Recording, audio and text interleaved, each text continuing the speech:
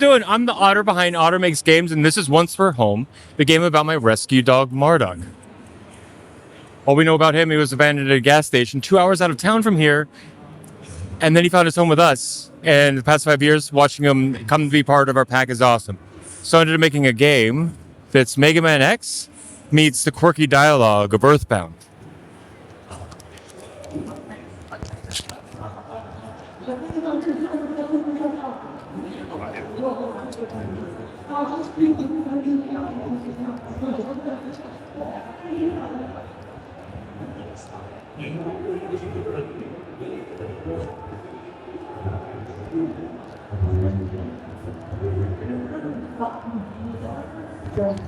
So you have the dash, you can level up.